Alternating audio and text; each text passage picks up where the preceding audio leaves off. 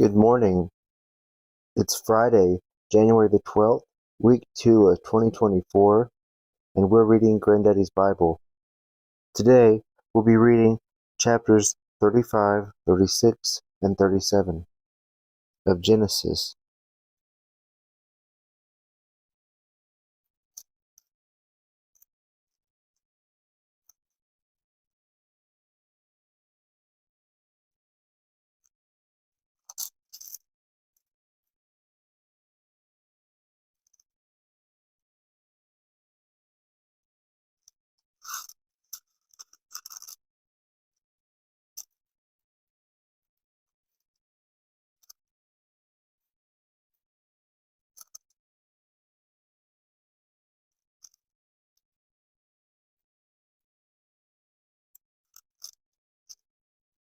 Chapter 35.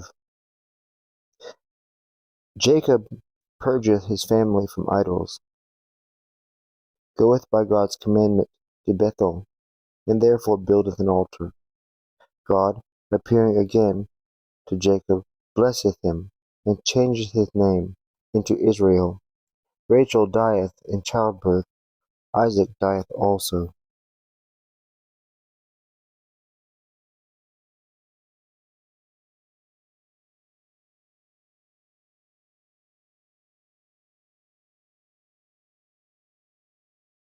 In the meantime, God said to Jacob, Arise, and go up to Bethel and dwell there, and make there an altar to God, who appeared to thee when thou didst flee from Esau thy brother. And Jacob, having called together all his household, said, Cast away the strange gods that are among you, and be cleansed, and change your garment. Arise, and let us go up to Bethel, that we may make there an altar to God, who heard me in the day of my affliction, and accompanied me in my journey. So they gave him all the strange gods they had, and the earrings which were in their ears, and he buried them under the turpentine tree that is behind the city of Shechem. And when they were departed, the terror of God fell upon all the cities round about, and they durst not pursue after them as they went away. And Jacob came to Luzah, which is in the land of Canaan, surnamed Bethel, and he had all the people that were with him. And he built there an altar, and called the name of that place the house of God. For there God appeared to him when he fled from his brother. At the same time Deborah the nurse of Rebekah died, and was buried at the foot of Bethel under an oak. And the name of that place is called the Oak of Weeping. And God appeared again to Jacob after he returned from Mesopotamia of Syria, and he blessed him, saying, Thou shalt not be called any more Jacob, but Israel shall be thy name. And he called him Israel, and said to him, I am God Almighty. Increase thou and be multiplied. Nations and peoples of nations shall be from thee, and kings shall come out of thy loins. And the land which I gave to Abraham and Isaac I will go to give to thee, and thy seed after thee. And he departed from him. But he set up a monument of stone on the place where God had spoken to him, pouring drink offerings upon it, and pouring oil thereon, and calling the name of that place Bethel. And going forth from thence, he came in the springtime to the land which leadeth to Ephrata, wherein Bethel was wherein Rachel was in travail. By reason of her hard labor she began to be in danger. And the midwife said to her, Fear not, for thou shalt have this son also. And when her soul was departing for pain, and death was at hand, she called the name of her son Benoi, that is, the son of my pain. But his father called him Benjamin, that is, the son of the right hand. So Rachel died, and was buried in the highway that leadeth to Ephratah. This is Bethlehem. And Jacob erected a pillar over her sepulchre. This is the pillar of Rachel's monument to this day. Departing thence, he pitched his tent beyond the flock tower. And when he dwelt in that country, Reuben went and slept with Bala, the concubine of his father, which he was not ignorant of. Now the sons of Jacob were 12. The sons of Leah, Reuben the firstborn, and Simeon, and Levi, and Judah, and Issachar, and Zebulun. Sons of Rachel, Joseph, and Benjamin. The sons of Bala, Rachel's handmaid, Dan, and Naphtali. The sons of Zelpha, Leah's handmaid, Gad, and Aser. These are the sons of Jacob that were born to him in Mesopotamia of Syria. And he came to Isaac, his father, in Mamre, the city of Arbi. This is Hebron, where Abraham and Isaac sojourned. And the days of Isaac were 180 years. And being spent with age he died, and was gathered to his people, being old and full of days. And his sons Esau and Jacob buried him. Chapter 36. Esau, with his wives and children, parteth from Jacob. An account of his descendants, and of the first kings of Edom. And these are the generations of Esau. The same is Edom. Esau took wives of the daughters of Canaan, Ada the daughter of Elon, the Hittite, and Oholibamah the daughter of Anah, the daughter of Sibeon, the Hivite, and Basemeth, the daughter of Ismael, sister of Nebajoth. And Ada bore Eliphaz, Basemeth bore Rahuel. Oholibamah bore Jehus, and Thalon, and Kor. These are the sons of Esau that were born to him in the land of Canaan. And Esau took his wives and his sons and daughters, and every soul of his house, and his substance, and cattle, and all that he was able to acquire in the land of Canaan, and went into another country, and departed from his brother Jacob. For they were exceedingly rich, and could not dwell together, neither was the land in which they sojourned able to bear them for the multitudes of their flocks. And Esau dwelt in Mount Seir. He is Edom. And these are the generations of Esau, the father of Edom, in Mount Seir. And these are the names of his sons: Eliphaz, the son of Ada, the wife of Esau; Rahuel, the son of Basemeth, his wife. And Eliphaz had sons: Theman, Omar, Sepho, and Gatham, and Senez. And Damna was the concubine of Eliphaz, the son of Esau, and she bore him Amalek. These are the sons of Ada, the wife of Esau. And the sons of Rahuel were Nahath, and Zara, Sama, and Mesa. These were the sons of Basemeth, the wife of Esau. And these were the sons of Oholibamah, the daughter of Anah, the daughter of Sibeon, the wife of Esau, whom she bore to him Jehus, and Elon, and Kor. These were dukes of the sons of Esau. The sons of Eliphaz, the firstborn of Esau: Duke Theman, Duke Omar, Duke Sepho, Duke Senez, Duke Kor, Duke Gatham, Duke Amalek. These are the sons of Eliphaz, in the land of Edom, and these the sons of Ada. And these were the sons of Rahuel, the son of Esau, Duke Nahath, Duke Zara, Duke Sama, Duke Meza. And these are the dukes of Rahuel, in the land of Edom. These the sons of Basemath, the wife of Esau. And the sons of Oholibamah, the wife of Esau, Duke Jehus, Duke Elion, Duke Elon, Duke Kor. These are the dukes of Oholibamah, the daughter of Anna, and wife of Esau.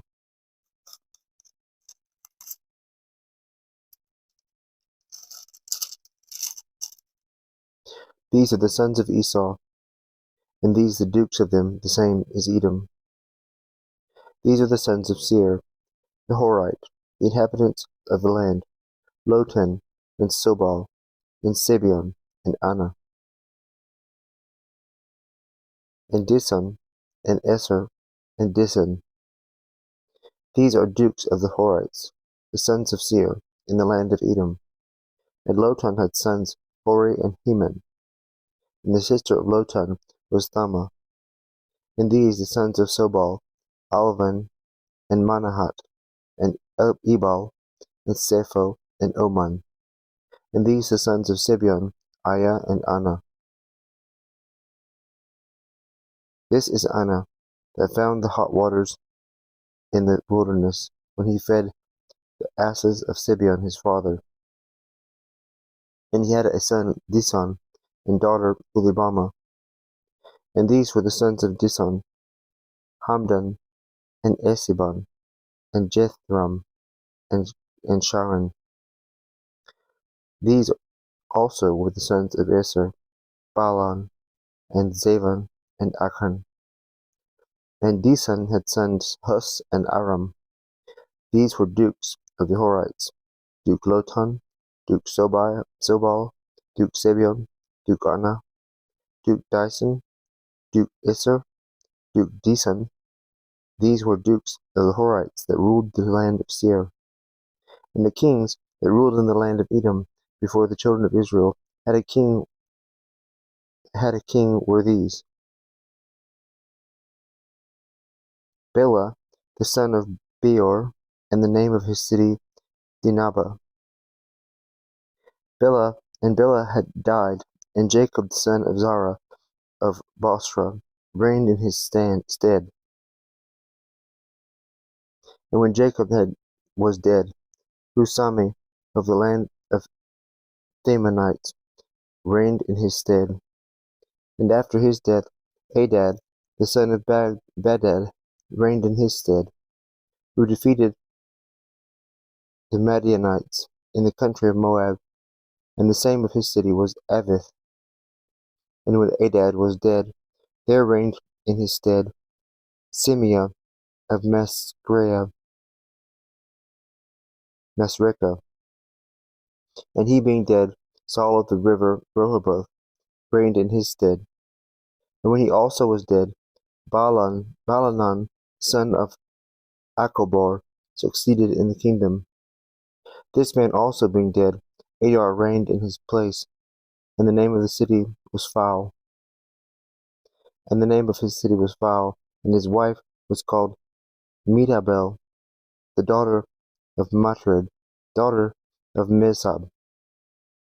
And these are the names of the dukes of Esau in their kindreds, and places, and callings: Duke Thama, Duke Alva, Duke Jetheth, Duke Oholibamah, Duke Elah, Duke Phinion, Duke Senez, Duke Theman, Duke Mabsar, Duke Magdiel, Duke Hiram. These are the dukes of Edom, dwelling in the land of their government. The same is Esau, the father of Edomites. Chapter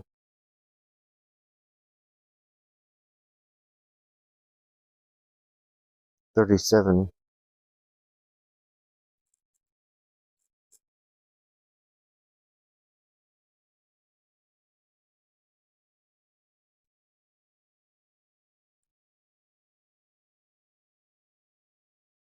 Joseph's dreams. He is sold by his brethren and carried into Egypt. Excuse me. And Jacob dwelt in the land of Canaan, wherein his father sojourned. And these are his generations. Joseph, when he was 16 years old, was feeding the flock with his brethren, being but a boy, and he was with the sons of Bala and Zilpah, his father's wives. And he accused his brethren to his father of a most wicked crime.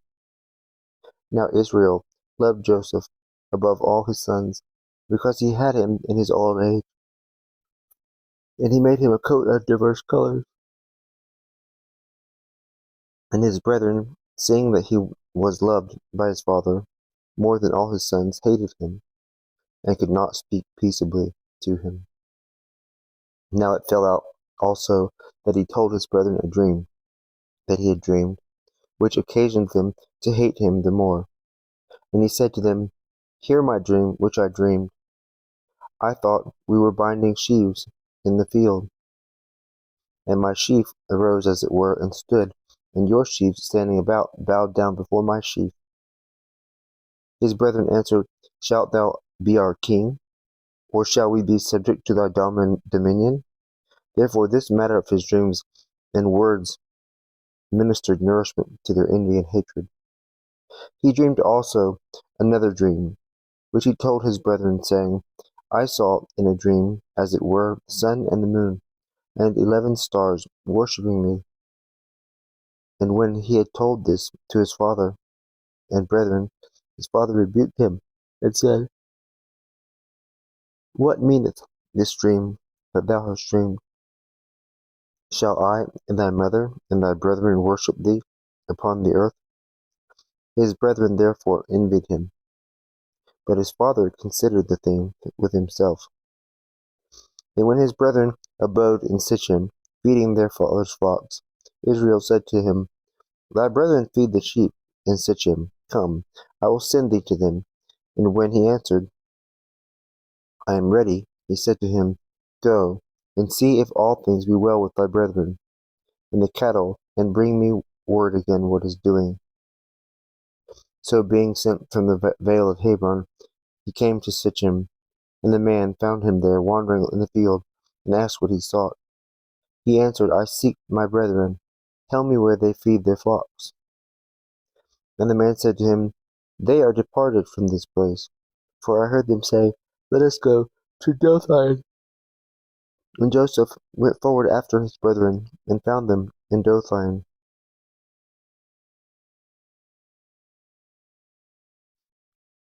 And when they saw afar off, before he come nigh them, they thought to kill him, and said one to another, Behold, the dreamer cometh. Come, let us kill him, and cast him into some old pit, and we will say, Some evil beast hath devoured him, and then it shall appear what his dreams avail him.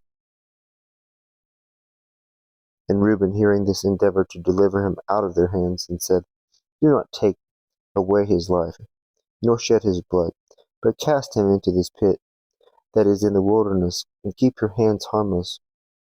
Now he said this, being desirous to deliver him out of their hands, and to restore him to his father. And as soon as he came to his brethren, they forthwith stripped him of his outside coat, that was of diverse colors, and cast him into an old pit, where there was no water. And sitting down to eat bread, they saw some Ishmaelites on their way, coming from Galaad, with their camels carrying spices and balm and myrrh to Egypt. And Judah said to his brethren, What will it profit to us to kill our brother and conceal his blood? It is better that he be sold to the Ishmaelites, and that our hands be not defiled, for he is our brother and our flesh. His brethren agreed to his words. And when the Midianite merchants passed by, they drew him out of the pit, and sold him to the Ishmaelites for 20 pieces of silver, and they led him into Egypt. And Reuben, returning to the pit, found not the boy. And rending his garments, he went to his brethren, and said, The boy doth not appear, and whither shall I go? And they took his coat, and dipped it in the blood of a kid, which they had killed, sending some to carry it to their father, and to say, This we have found, see whether it be thy son's coat or not. And the father acknowledged it, said, It is my son's coat. An evil wild beast hath eaten him, a beast hath devoured Joseph. And tearing his garments, he put on sackcloth, mourning for his son a long time.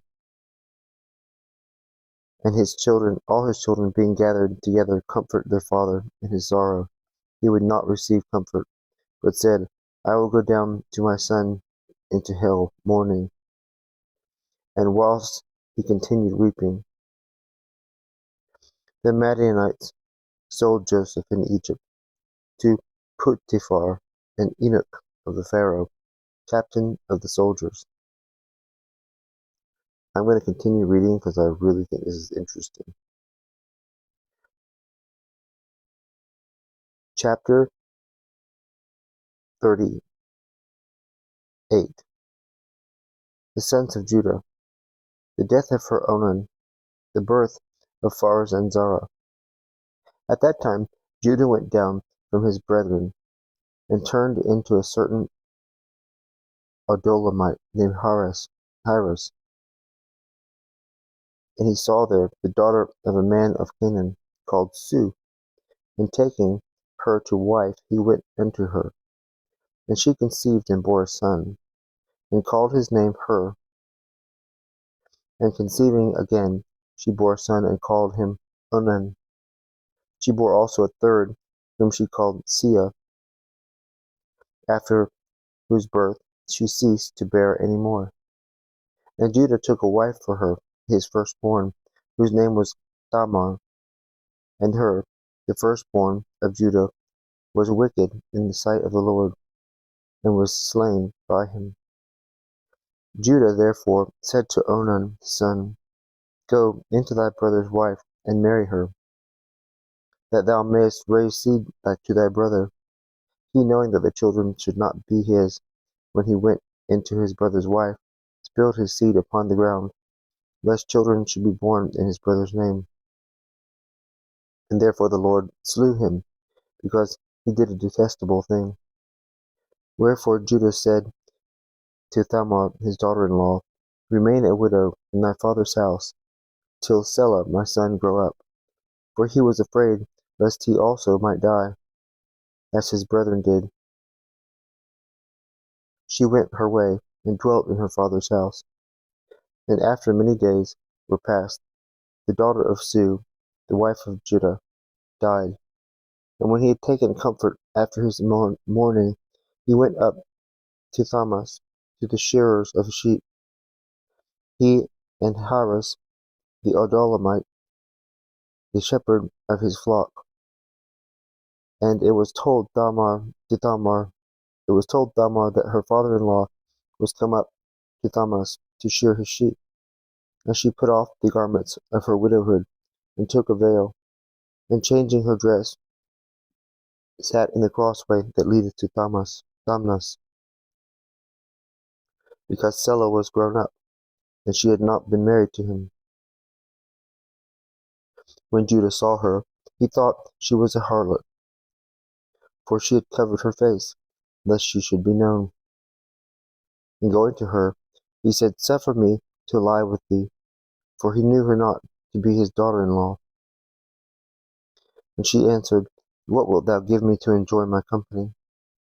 He said, I will send thee a kid out of the flock. And when she said again, I will suffer what thou wilt, if thou wilt give a pledge, till thou send what thou promised.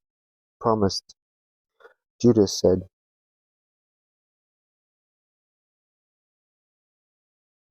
What wilt thou have for a pledge? She answered, Thy ring and bracelet, and the staff of thou holdest. that which thou holdest in thy hand. The woman therefore at one copulation conceived, and she arose and went her way, and putting off the apparel which she had taken, put on the garments of her widowhood. And Judah sent a kid by his shepherd the Adulamite, that he might receive the pledge again, which he had given to the widow, to the woman. But he, not finding her, asked the men of that place, Where is the young woman that sat in the crossway? And when they all made answer, There was no harlot in this place. He returned to Judah, and said to him, I have not found her. Moreover, the men of that place said to me, that there never had sat a harlot there. Judah said, Let her take it to herself. Surely she could not charge us with a lie. I sent the kid, which I promised, and thou didst not find her. And behold, after 3 months they told Judah, saying, Thamar, the daughter-in-law, hath played the harlot, and she appeareth to have a big belly. And Judah said, Bring her out, that she may be burnt. But when she was led to execution, she sent to her father-in-law, saying, By the man to whom these things belong, I am with child. See whose ring, a bracelet, and staff this is. But he, acknowledging the gift, said, She is juster than I, because I did not give her to Selah, my son. However, he knew her no more. And when she was ready to be brought to bed, there appeared twins in her womb. And in the very delivery of the infants, one put forth a hand, whereupon the midwife tied a scarlet thread, saying, This shall come forth the first. But he, drawing back his hand, the other came forth. And the woman said, Why is the partition divided for thee? And therefore called his name Phares. Afterwards his brother came out, on whose hand was the scarlet thread, and she called him Zara.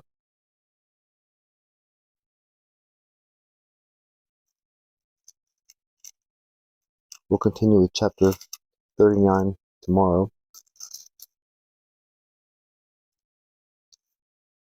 Thank you for joining me. Reading Granddaddy's Bible. Have a blessed day.